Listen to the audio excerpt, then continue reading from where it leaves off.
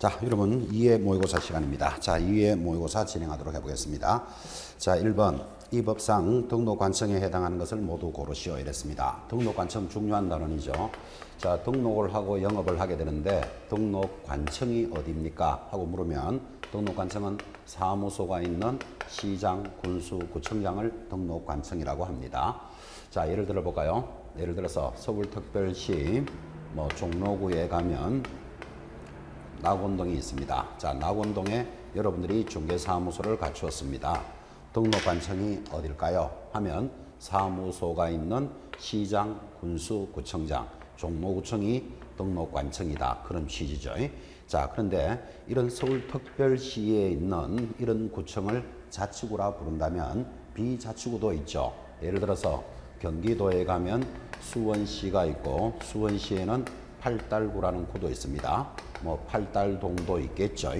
팔달동에다가 사무소를 갖췄습니다. 자, 어디 가서 등록을 해야 됩니까? 사무소가 있는 시장, 군수, 구청장, 팔달구청이 등록관청이 되겠죠. 자, 여기서 주의해야 될 것, 일반시로서 수원시와 같은 곳은 비자치구를 가지고 있으니까 등록관청이 안 됨을 주의하셔야 됩니다. 그래서 다 정리하면 자치구냐 비자치구냐를 따지지 않고 시장, 군수, 구청장이 등록관청이죠. 자, 그러면 체크해 봅시다. 등록관청에 해당되는 것 서울특별시장 안 되지요. 왜 안 될까요? 구가 있으니까. 관악구, 신림, 동장에게 등록하지 않습니다. X. 자, 방금 했죠? 수원시 팔달구청장 등록관청 되지요? 동그라미. 안양시장 되지 않습니다. 안양에는 만안구, 동안구 등 구가 있으므로 안양시장도 비자치구를 가지고 있으니까 안 되고, 김포시장 됩니다. 동그라미. 충청남도지사 해당 사항 없고, 칠곡군수 시장, 군수, 구청장에 들어가죠. 해당 있고, 송파구청장 동그라미. 그래서 등록관청은 디귿, 미옵, 시옷, 이용. 답은 몇 개? 4개입니다. 자, 이 문제의 초점은 이거다, 그죠? 시장, 군수, 구청장으로서 구가 있으면 무조건 구가 등록관청이 된다. 체크하실 것. 자, 2번 오래간만에 만나고 있습니다. 이 법의 제정 목적 중 최종 목적에 해당되는 것을 찾으시오 하여 이 법 제1조는 목적을 제시하고 있습니다. 제1조 목적이 원래부터 여러분들이 바뀌었기 때문에 잘 체크하셔야 됩니다. 자, 최종 목적은 이렇게 나갑니다. 공인중개사의 전문성을 제고하여, 두 번째, 부동산 중개업을 건전하게 육성하여, 세 번째, 최종 목적으로서 국민 경제에 이바지함을 목적으로 합니다. 그래서 목적으로서 최종 목적은 3번에 있는 국민 경제에 이바지함, 최종 목적 정도는 꼭 기억하셔야 됩니다. 특히 원래는 제1조 목적이 바뀌어서 들어왔기 때문에 특히 여러분이 잘 정리하시는데, 공인중개사의 전문성을 제고하여 중개업을 건전하게 육성합니다. 이때 중개업무, 중개업자 이런 소리에 틀리면 안 됩니다. 그리고 국민경제에 이바지함이 최종 목적이다. 그래서 답은 3번 정의했습니다. 3번 문제 내려가겠습니다. 용어의 정의로서 옳지 않는 것은, 이 용어의 정의도 해마다 한 문제는 무조건 올라오고 반드시 여러분들은 암기해야 될 것이다. 이렇게 전달했던 내용이죠. 옳지 않는 것, 답이 1번이죠. 중개보조원이라 하면 공인중개사가 아닌 자로서까지는 좋았습니다. 개공사에 소속되어 중개대상물에 대한 현장 안내 및 일반 서무 등 개공사와 소공사의 중개업무와 관련된 단순한 업무를 보조하는 자. 거기서 틀린 것이 개공사와 소공사가 들어가서 X죠. 그래서 현장 안내 등 단순한 업무를 보조하는 자. 용어의 정의는 이해하면 안 된다 그랬죠. 말 그대로 정의, 확정을 시켰기 때문에 이해하면 오히려 틀립니다. 있어야 될 단어 그대로 정확하게 체크하셔야 됩니다. 자, 다른 지문들은 다 맞습니까? 확인하겠습니다. 2번 공인중개사라 하면 이 법에 의한 자격을 취득한 자. 정확하게 들어왔습니다. 3번 개공사라 하면 공인중개사법에 의하여 개설 등록한 자죠. 4번 소공사라 하면 개공사에 소속된 공인중개사로서 법인의 사원 임원을 포함해 동그라미 중개업무를 수행하거나 수행 동그라미 합니다. 보조하는 자, 보조도 동그라미. 그래서 소공사는 포함, 수행, 보조가 딱딱 붙어 있어야 됩니다. 세 단어가 다 들어왔습니까? 맞죠? 5번 중개업이란 세 가지 요소를 요구합니다. 다른 사람의 의뢰 동그라미 일정한 보수 동그라미 중개를 업으로 하는 것 해서 세 마디가 정확하게 들어왔다 그죠? 그래서 옳지 않는 것은 1번입니다. 자, 모의고사로서의 용어의 정의뿐만 아니라 용어의 정의는 여러분들이 반드시 숙지하셔야 될 단어입니다. 답은 1번이었습니다. 4번으로 넘어갑니다. 자, 이 법상 중개대상물이 아닌 것은 모두 몇 개인가? 자, 우리 법에서의 중개대상물은 토, 건, 입, 토, 건, 입, 광, 공을 중개대상물이랍니다. 토가 뭐지요?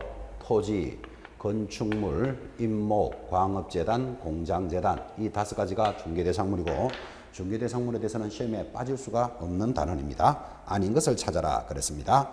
이 기억, 대토권, 동그라미입니다. 대토권이라는 권리를 중개할 수 있다는 말은 없죠. X. 니은 어업재단 X입니다. 디귿, 공장재단 해당되죠. 중개대상물 됩니다. 미분리된 과실, 자 나무에 달려있는 미분리된 과실을 중개할 수는 없죠. X. 그린벨트 지역 내의 과수원, 그린벨트거나 먹이나 과수원은 토지죠. 중개대상물 됩니다. 특허권이라는 권리는 안 된다. X. 광업재단에서 분리된 광업권 하면 분리하면 처분할 수 없다. 그래서 아닌 것은 기억, 니은, 리얼, 비옵, 시옷 모두 몇 개? 5개. 답은 4번입니다. 자, 크게 어렵진 않으면서 이런 것들은 중개대상물이 된다, 안 된다를 요약집 또는 지본서에 있는 교재를 참고로 해서 꼭 익혀 놓으셔야 될 단원입니다. 중개대상물에 대해서는 반드시 출제합니다. 5번입니다. 다음 중 개공사의 중개행위가 개입될 수 있는 경우로서 옳은 것은 답이 1번이죠. 지역권이 설정된 성역지의 양도. 자, 지역권은 중개대상물이 되죠. 용익물권으로서 중개할 수 있습니다. 답은 1번인데 안 되는 것들 점유권의 덕실 변경. 자, 점유권은 동상과 친한 권리 X. 유치권의 성립 당연히 안 되죠. 유치권의 성립도 동상과 친한 권리입니다. 그런데 조심할 것 옆에다가 메모하시기를 유치권이 성립되어 있는 건 안 되지만 유치권의 이전은 가능하다. 이거 판례로서 체크해 놓으셔야 됩니다. 유치권의 이전은 됩니다. 환매권에 의한 재매매 당연히 안 되죠. 환매권이라는 것은 주고받는 사람이 결정되어 있는 것에 대해서는 중개할 수 없다. 예를 들면 A가 B에게 매매를 합니다. 판다 이 말이죠. 팔면서 1년 뒤에 반드시 내가 되사겠다. 그걸 뭐라 부릅니까? 환매라 부릅니다. 그래서 환매 특약부 매매가 일어나는데 주고 받는 사람이 정해져 있는 것을 중개가 개입될 수는 없죠. X. 기부 체납, 국가에 체납한다 이렇게 생각하시면 됩니다. 무상으로서 일어나는 이런 기부 체납 행위 등도 중개가 대상이 될 수는 없다. 그래서 될 수 있는 것은 답은 1번 이렇게 체크하고 있습니다. 6번 내려왔습니다. 이 법상 사무소 설치와 관련된 설명입니다. 옳지 못한 것은 자 이런 지문도 중요한 지문인데 답은 4번이죠. 중개사무소는 반드시 중개 업무에만 전용하여야 한다. X. 중개사무소는 중개업만 전적으로 사용해야 될 전용의 의무 없습니다. 또 어떤 사용으로 용도를 사용하라 겸용을 하라라는 의무도 없습니다. 그러니까 중개사무소는 건축법상 적합할 것 이렇게 돼 있지 전용이나 겸용의 의무는 없다. 답은 4번. 자, 맞는 거 확인합시다. 1. 중개사무소는 주소지에 관계없이 사무소를 두고자 하는 지역에 설치할 수 있다. 그렇습니다. 주소지가 관계없고 중개사무소는 사무소가 있는 시군구니까 사무소를 확보하는 데서 설치합니다. 2번 중개사무소는 등록 신청 전에 확보하여야 하며 중개업을 영위하는 동안은 원칙적으로 당연히 중개사무소가 있어야 합니다. 3번 개공사의 사무소 사용권의 확보는 반드시 본인 명의로 될 필요는 없고 중개보조원 등의 명의로 되어 있는 건물도 무방합니다. 조심해야 될 질문이죠. 개공사, 개업공인중개사 이름으로 반드시 사용해야 된다. 그런 규정은 없다. 5번 사무소 소재지는 등록관청을 결정하며 행정처분관할권과 중개보수 적용 등을 결정하기도 합니다. 다 맞는 말이죠. 자, 사무소가 있는 곳에 등록관청이 행정청, 감독권도 제시하고 사무소가 있는 시도 조례로 수수료도 받게 됩니다. 7번 들어왔습니다. 부동산 거래 신고와 주택 거래 신고에 대한 내용입니다. 가장 잘못된 것은 답이 3번이죠. 거래 신고를 거짓으로 하였다면 취득세 3배 이하나 100분의 5의 과태료는 어디죠? 부동산 거래 신고죠. 주택 거래 신고에서 X입니다. 참고로 주택 거래 신고에 있어서는 거짓 신고했을 때는 5배의 과태료입니다. 그래서 3번 틀렸고, 자, 틀린 게 중요한 게 아니고 부동산 거래 신고를 거짓으로 하면 취득세 3배 기억하시기 바랍니다. 틀린 것은 3번. 자, 맞는 거 확인 학습으로 들어갑니다. 1. 부동산 거래 신고는 매매 계약 경우에만 신고 의무가 발생하나 주택 거래 신고는 교환 계약의 신고에도 발생합니다. 5. 그죠? 우리 부동산 거래에 있어서는 반드시 매매만 신고합니다. 근데 주택 거래 신고는 유상으로 소유자가 달라지는 것들은 모두 신고 대상이죠. 계약 체결일로부터 15일 내로 신고해야 되는 것은 주택 거래 신고이다. 5. 자, 그러면 부동산 거래 신고는 며칠이죠? 60일. 구분할 수 있어야 됩니다. 4번 부동산 거래 신고의 경우에는 단독 신고도 가능하나 이때는 사유서와 거래계약서 사본을 첨부하여야 한다. 거기에 오타가 생겼죠. 거래계약서가 아니고 계약서 사본을 첨부하도록 합니다. 맞고 5번 주택거래 신고와 관련하여 개공사가 중개한 경우에는 반드시 개공사가 주택거래 신고를 합니다. 자, 주택거래든 부동산 거래 신고든 개공사가 개입되어 있다면 반드시 개공사가 신고 의무입니다. 5. 그래서 틀린 것은 3번. 8번 내려왔습니다. 자격시험에 관련된 것으로서 옳지 않는 것은, 자, 이번에 신설된 조항으로서 중요 문제이기도 하죠. 나올 가능성도 높다. 그래서 뽑았는데 옳지 않는 것은 2번입니다. 공인중개사 정책심의위원회 위원장은 일정한 요건 하에 국토교통부 장관이 되고 하면 틀립니다. 국토교통부 제1차관이 위원장이 됩니다. 그래서 위원장 하나는 기억합시다. 제1차관이니까 틀린 것 2번. 나머지 1, 3, 4, 5는 다 정리되어 있는데 특히 5번 자격시험에 합격한 자가 자격증을 받기 위해서는 실무교육을 이수할 필요는 없다. 맞죠? 자, 실무교육은 언제 받습니까? 자격증을 가지고 있는 자가 영업을 하기 위해서는 등록증을 교부받기 전에 실무교육을 받습니다. 나머지 체크하시면 되겠고 9번 돌아왔습니다. 이 법상 행정관청의 지도 감독 사유로 명문화되어 있지 않는 것은, 자, 지도 감독 사유입니다. 감독을 할 수 있는 사유는 무엇입니까? 하면 항상 여러분에게 이렇게 공부했습니다. 지, 행, 동을 하면 감독한다. 이렇게 공부했죠. 감독 사유는 지, 행, 동 하면 감독했는데 그가 거래 동향을 파악할 때 감독할 수 있습니다. 그리고 행은 행정, 처분상 감독할 수 있다 하여 두 가지는 폐지가 됐습니다. 이렇게 폐지가 됐기 때문에 아직도 있는 척하고 문제 내기가 쉽다. 이런 이야기도 많이 했고, 일단 여러분들은 지와 동은 크게 알 필요는 없죠. 자, 거래 동향과 행정, 처분상 감독할 수 있는데 행정 처분이라 하면 등록이 취소되거나 업무 정지, 자격이 취소되거나 자격 정지를 뭐라 부른다? 행정처분. 행정처분은 취소와 정지라는 말이 있어야 된다 그랬죠. 그래서 왜 행정처분을 받았습니까? 이 법을 위반했으니까 행정처분 받았겠죠. 감독 사유는 그 행하고 체크를 해놓습니다. 자, 그러니까 명문화되어 있지 않는 것은 답은 1번이죠. 거래 질서 확립을 위해서 감독한다. 그런 말이 있다 없다? 없습니다. 나머지 2, 3, 4, 5. 자, 2번 행정처분을 위해서 밑줄 긋고 3번 자격 취소, 자격 정지도 행정처분이잖아요. 행정처분에서 감독합니다. 4번 투기 등 거래 동향을 파악할 때 감독할 수 있고, 마지막 이 법을 위반한 행위를 확인하기 위해서 그 이 법 위반을 했으니까 행정처분을 받을 겁니다. 이것들이 감독 사유. 그래서 답은 1번 이렇게 갑니다. 10번 돌았습니다. 이 법상 법인인 개공사의 개설 등록 기준과 관련된 내용입니다. 등록이 될 수 있는 법인은, 자, 법인의 등록 기준 시험에 잘 들어옵니다. 될 수 있는 법인, 답은 3번이죠. 자, 병법인은 신탁법상 신탁회사로서, 그러니까 신탁법에 따른 신탁회사니까 특수법인이죠. 7명의 임원으로 구성되어 있고 대표 1인을 포함하여 3명이 공인중개사이다 하니까 3번만 맞는데, 자, 우리 법은 이렇게 되어 있죠.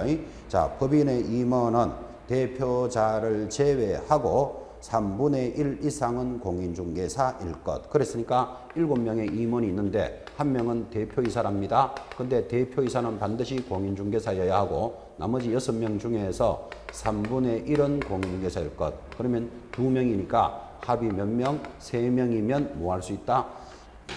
법인의 정리가 되겠죠. 그래서 될 수 있는 것은 답은 3번이었습니다. 틀린 거 수정합시다. 1번 갑법인은 상법상 유한회사로서 자본금 1,000만 원의 대표이사 한 명이 구성되어 있다. 일단 자본금 1,000만 원부터 틀렸죠. 그리고 공인중개사인 대표이사 1명으로만 구성할 수는 없죠. 사원 임원의 3분의 1은 공인중개사가 되어야 됩니다. 2번 을법인은 상법상 주식회사로서 2명의 임원으로 구성되어 있는데 대표 1인은 공인중개사이고 감사 1인은 중개인인 개공사이다. 중개인은 자격증이 없는 사람이죠. 부칙 6조. 그래서 안 되고, 그러니까 최소한 공인중개사는 2명 있어야 법인을 설립할 수 있습니다. 4번 정법인은 상법상 합자회사로서 중개업과 주택에 대한 매매업을 영위할 목적으로 설립되었다. 이 중개대상물인 주택을 매매업은 금지행위죠. 주택에 대해서 임대 관리를 할 수 있지 이런 것을 매매업을 하고 있다 하면 틀립니다. 5번 무법인은 자본금 3억 원의 상법상 회사로서, 자 자본금은 5천만 원 이상이면 되니까 3억이면 잘했죠. 한 명 회사로서 공인중개사인 2명의 무한책임사원으로 구성되었으나 한 명은 부모의 허락을 받은 미성년자인 공인중개사이다. 미성년자는 허락을 받더라도 결격사유죠. 이 사람이 임원으로 했으니까 당연히 등록할 수는 없습니다. 그래서 할 수 있는 법인은 몇 번? 3번. 나머지들은 왜 틀렸다를 체크했습니다. 11번입니다. 결격사유에 대한 설명으로서 타당하지 않는 것은, 자 결격사유도 시험에 빠질 수 없는 부분이죠. 답은 1번인데 공인중개사법을 위반하여 벌금 300만 원 이상이 선고된 개공사, 소공사, 중개보조원의 결격사유 시점은 모두 다르다. X. 당연히 노래 제목이죠. 이벌33. 이 법을 위반하여 벌금 300만 이상을 받은 자는 3년간 결격사유로서 시점이 모두 같습니다. 3년이 경과되어야 합니다. 그래서 타당하지 않는 것 1번. 자 나머지는 다 맞습니까? 2번 징역형에 대한 집행유예는 공인중개사법을 위반했던 다른 법률을 위반했던 모두 결격사유에 해당합니다. 그렇습니다. 자 금고 이상의 형을 선고받은 자로서 집행유예 중인 자는 결격사유니까 그때 금고 이상에는 중개사법인이 타법인이를 따지지 않습니다. 3번 징역형에 대한 선고유예는 공인중개사법을 위반한 경우든 다른 법률을 위반한 경우든 모두 결격사유에 해당되지 않습니다. 선고유예는 결격사유 아니다. 딱 이렇게 기억하시기 바랍니다. 4번 개공사 등이 여러 개의 결격사유에 동시에 해당되면 해당된 모든 결격사유가 해소될 때까지 개공사 등으로 종사할 수는 없다. 그렇습니다. 만약에 결격사유가 겹쳤다. 그러면 마지막 결격사유가 해결될 때까지는 당연히 결격사유로 들어가 있는 거잖아. 그죠? 5번 일반 사면에 의한 석방의 경우 특별 사면과는 달리 즉시 복권이 되므로 3년의 결격기간을 적용하지 않는다. 맞습니다. 그래서 특별 사면 받은 자는 얼마가 경과되어야 된다? 3년이 경과되어야 되지만 일반 사면 자체가 결격 사유는 아닙니다.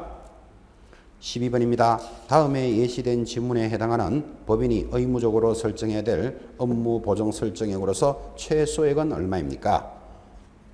자, 서울부동산 중개주식회사는 수원지방법원에 매수신청 대리 등록을 하였고 현재 대구광역시 수성구와 경기도 김포시에 각각 분사무소를 설치하고 있습니다. 뭐 간단한 문제죠. 자, 지금 법인이 뭐라고 했습니까? 중개 업무를 하면서 경매 업무도 같이 하고 있다. 그랬고 법인이 분사무소를 2개 갖추고 있습니다. 자, 그러면 중개업을 할 때 설정해야 될 보전금액은 2억이죠.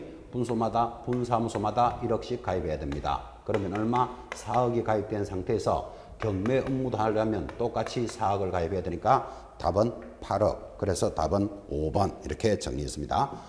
말은 복잡하지만 정해져 있죠. 중개 업무를 하기 위해서 법인은 얼마 가입하고 2억, 분사무소마다 각 1억씩 추가로 가입합니다. 근데 경매 업무를 할 때도 금액은 똑같이 추가 가입이죠. 그래서 답은 5번에 8억 원입니다. 13번 돌아왔습니다.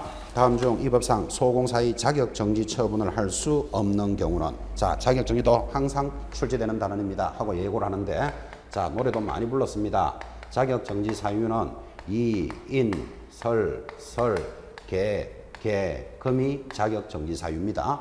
그래서 여러분들은 소공사가 이인을 두 사람을 설설기게끔 만들면 자격정지 받는다. 이인 설설개개금 이렇게 정리했고, 이가 이중 소속하면 인장등록 위반, 확인설명서에 근거자료를 제시하지 않거나 확인설명서에 서명 날인하지 않거나 계약서에 서명 날인하지 않거나 계약서를 이중으로 또는 거짓으로 작성하면 자격정지입니다. 금은 금지 행위 해서 자격정지 사유 노래로 많이 불렀습니다. 이인설설 계계금 정리해 주시고, 자, 할 수 없는 경우는 답이 1번이죠. 당해 업무를 수행하였음에도 불구하고 거래계약서를 작성하지 아니하는 경우, 자, 계약서 작성하지 않으면 누가 하면 된다? 계공사가 작성하면 되지. 자격정지를 내려야 될 이유는 없죠.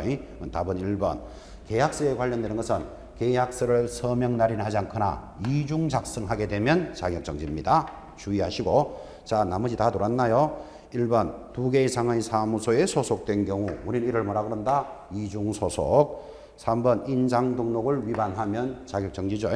당해 업무를 수행하였음에도 확인 설명서에 서명 날인하지 않으면 자격정지, 금지 행위를 하면 자격정지입니다. 그래서 이인을 설설 기계금 만들면 자격정지된다. 이렇게 따라갑시다. 14번, 이 법상 행정 형벌과, 자, 형벌 옆에다가 징역과 벌금 적어 놓습니다. 징역과 벌금과 행정처분, 자, 행정처분하면 정지나 취소입니다. 병과되는 경우가 아닌 것은 답이 5번이죠. 부동산 거래 신고를 거짓으로 한 계공사, 앞에 문제에서도 살짝 지나갔지만 부동산 거래 신고를 거짓으로 신고하면 뭐다? 취득세 3배 이하의 과태료지. 징역이나 벌금하고는 전혀 관계없는 내용이죠. 답은 5번입니다. 자, 그럼 나머지는 다 해당됩니까? 1번, 의뢰받지 않은 정보를 공개한 거래 정보 사업자, 지정이 취소되고 더하기 1년 징역 1,000만 원 벌금입니다. 거짓, 그 밖에 부정한 방법으로 등록을 했다. 자, 거짓, 부정한 방법으로 등록했으면 그 등록은 당연히 취소시켜야 되죠.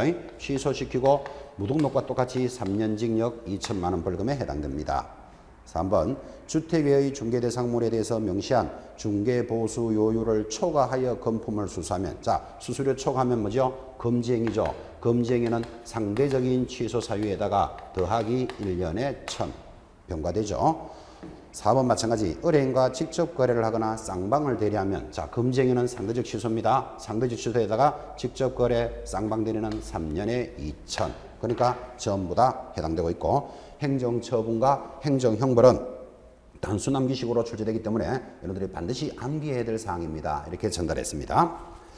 15번, 이 법령상 중개사무소에 대한 설명으로 옳은 것은 답이 1번이죠. 계공사는 사무소를 반드시 두어야 한다. 그렇습니다. 1번만 정답. 틀린 거. 2번, 계공사는 업무의 효율적 수행을 위해서 사무소를 공동으로 사용할 수 있다지. 공동사무소를 반드시 해라 하면 X. 3번, 개인인 계공사도 분사무소를 둘 수 있다. 틀렸습니다. 분사무소는 법인만이 설치할 수 있고, 4번, 법인인 계공사는 분사무소를 두어야 한다. 이것도 틀렸다, 그죠? 지점이 분사무소인데 분사무소도 둘 수 있다. 임의적이지 법인이 반드시 지점을 두어야 한다는 법은 없습니다. 5번, 특수법인도 분사무소를 설치할 수 있습니다. 다만 그 책임자는 공인중개사여야 한다. 자, 특수법인 대표적으로 지역농협인데 지역농협도 분사무소를 설치할 수는 있겠죠. 그렇지만 이 법을 따르지 않은 특수법이니까 반드시 공인중개사를 책임자로 둘 필요는 없습니다. 옳은 것은 1번. 16번입니다. 거래 규제라고 볼 수 없는 것은, 자, 이런 것들은 감각적인 문제죠, 사실은. 자, 공법에 관련되는 내용으로서 거래와 거래 규제와 이용 제한이 나타나는데 이렇게 기억하시면 되죠. 거래는 사고 파는 것을 제한합니다. 거래를, 이용 제한은 사용을 제한합니다. 그래서 이거를 여러분들은 행위 제한 이렇게도 공부합니다.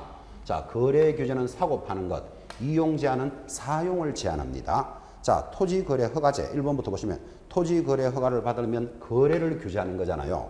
옆에다가 그 함 적어 보시기 바랍니다.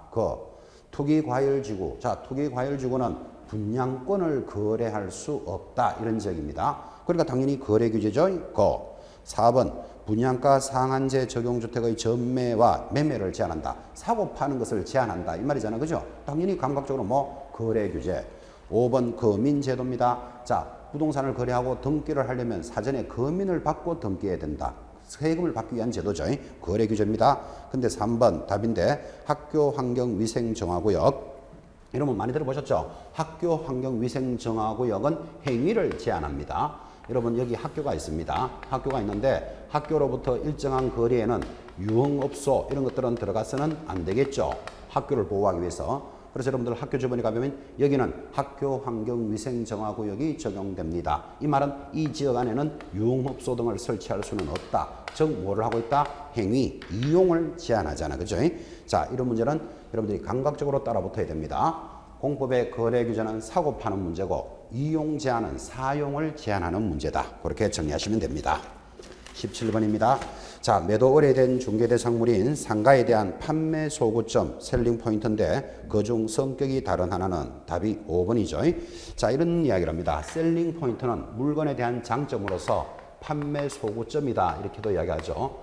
판매 소구점인 셀링 포인트는 고객이 바라는 점을 설명해 주는데 고객이 바라는 점은 첫째, 기술적인 측면에서의 셀링 포인트가 있을 것이고 경제적인 측면에서의 셀링 포인트도 있을 것이고 세 번째, 법률적인 측면에서의 셀링 포인트가 있다. 이제 이렇게 공부해 오셨고 자, 기술적인 면에서 고객이 바라는 게 어떤 게 있습니까? 이 물건은 자재가 좋다, 배관이 좋다, 또는 동선, 움직이는 선이 잘 되어 있다. 이런 것들은 기술적인 면을 강조하는 거죠.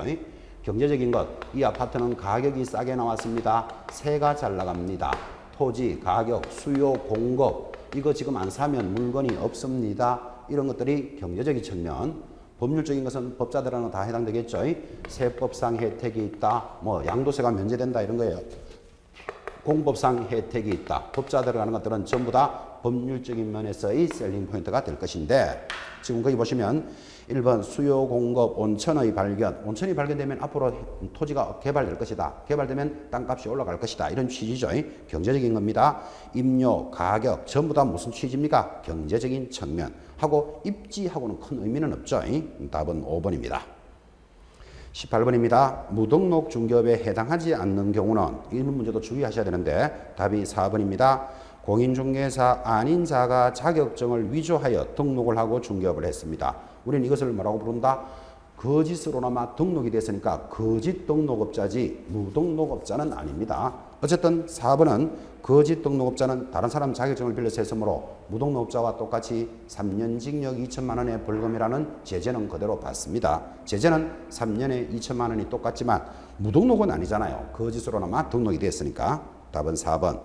자, 나머지 무등록의 상태를 잘 봅니다. 1번. 사무소를 설치하지 않고 인터넷으로만 중개업을 하는 경우 이건 무등록으로 봅니다. 그러니까 인터넷으로 영업을 하더라도 등록하고 영업해야 되고 등록 신청 단계에서 즉시 중개업을 했답니다. 그러면 등록 신청 단계에서 즉시 했으니까 등록이 될지 안 될지 모르잖아요. 그러니까 무등록.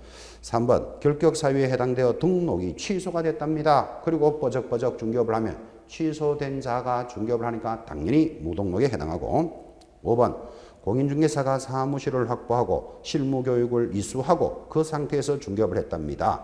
등록이 됐습니까? 안 됐습니까? 등록을 아직 안 됐잖아. 그죠? 그러니까 이렇게 영업하면 무등록에 해당합니다. 등록 신청한 단계하고 똑같죠. 19번입니다. 매수신청 대리 등록이 취소되어야 되는 사유가 아닌 것은 자, 매수신청 대리 등록 취소까지 들어오면 사실은 범위가 굉장히 커지지만 찾아가는 길은 있습니다. 여러분들. 그 19번의 답이 5번인데 자, 5번 등록관청으로부터 중개업의 업무 정지를 받으면 매수신청 대리 업무도 취소되는 게 아니고 업무 정지 받습니다. 그래서 틀린 게 5번이고 자, 항상 이런 이야기 하잖아요. 여러분이 자격증을 취득해서 중개업을 하게 됩니다. 그러면 자격증 있는 자는 경매 업무도 할 수 있고 별도로 경매 업무는 지방법원에 등록을 하고 영업을 하게 되는데 중개업이 만약에 취소가 되었다. 그러면 당연히 경매업은 당연히 취소입니다. 뭐 이야기할 필요 없잖아요. 중개 업무의 결격 사유에 해당되었다. 결격 사유가 취소되는 사유죠. 그럼 당연히 취소됩니다. 중개업을 하는 자만이 경매 업무를 할 수 있다고 딱 보란 말이에요. 자, 그런데 지금 중개 업무가 업무 정지되었습니다. 그러면 경매 업무도 뭐 된다? 업무가 정지되지 취소해야 될 이유는 없잖아요. 답이 5번인데 자, 1번 중개업의 결격 사유에 해당되면 중개업이 결격 사유면 취소되는 사유입니다. 취소되면 당연히 경매는 자동 취소. 중개업을 폐업했답니다. 그럼 당연히 취소시켜야 되잖아요. 그죠? 중개업을 안 하고 있으면 경매를 못 한다니까요. 3번 자격이 취소됐습니다. 자, 중개업을 하기 위해서 자격이 취소되면 당연히 중개업 취소되겠죠. 자동으로 다 취소입니다. 자격증 없으면 아무것도 못 하니까. 4번 사무소 개설 등록이 취소됐습니다. 중개업을 하는 자가 취소되었다. 그럼 매수신청은 당연히 취소죠.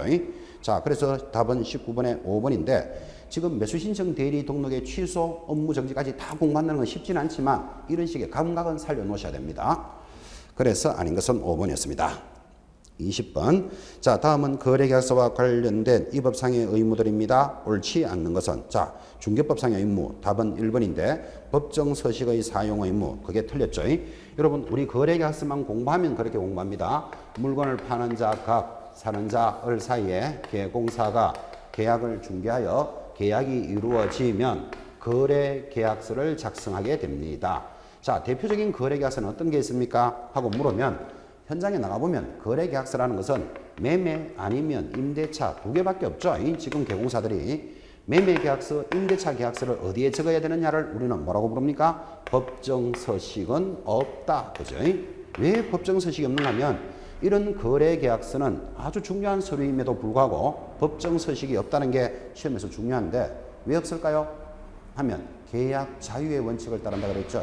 이 아파트를 이 사람에게만 팔아라, 3억에 팔아라, 저 사람에게만 팔아라 이런 규정이 있다 없다? 없죠. 그래서 우리나라는 모든 계약은 자유를 보호하기 때문에 이런 계약서를 쓰라고 못하니까 유일하게 법정 서식이 없는 것 하면 답이 뭐다? 거래계약서. 거래계약서는 대표적으로 매매계약서, 임대차 계약서를 이야기합니다. 자, 그런데 지금 옳지 않는 것 답은 1번. 법정 서식을 사용해야 될 의무는 없다. 답은 1번입니다. 자, 나머지들은 다 맞습니까? 필요적 기재사항의 기재 의무. 그렇습니다. 자, 이 거래계약서는 법정 서식이 없으므로 아무 곳이나 적을 수 있다. 이렇게 되니까 좀 불안하더라고요. 그래서 법정 서식은 없지만 필수 기재사항은 있고 이 필수 기재사항은 시험에서 빠진 적이 한 번도 없습니다. 그래서 여러분한테 전달해 오기를 거래계약서의 필수 기재 건물의 인권은 거기 있는데 거기가 어디다? 개, 조, 부를 반드시 기재해야 된다. 우리는 이를 거래계약서의 필수 기재다라고 이야기하고 그가 뭘까요? 거래 당사자의 인적 사항, 물건의 표시, 인도 일시, 권리가 이전되는 내용, 거래 대금과 계약금의 지급 방법, 기타 약정 사항, 거기다가 계약 일자, 조건과 기한, 확인 설명서, 교부 일자는 반드시 기재해야 된다. 그래서 거래계약서의 필수 기재는 시험에서 빠진 적이 한 번도 없습니다. 이 3번 당연한 이야기죠. 거래계약서는 거짓 기재 및 이중 작성을 금지하고 4번 개공사는 반드시 서명 및 날인해야 될 의무가 있고 또 당해 업무를 수행한 소공사도 당연히 서명 및 날인의 의무가 부여되어 있습니다. 자, 그래서 옳지 않는 것은 답은 1번 이렇게 정리했습니다. 잠깐 쉬었다가 21번부터 보도록 하겠습니다.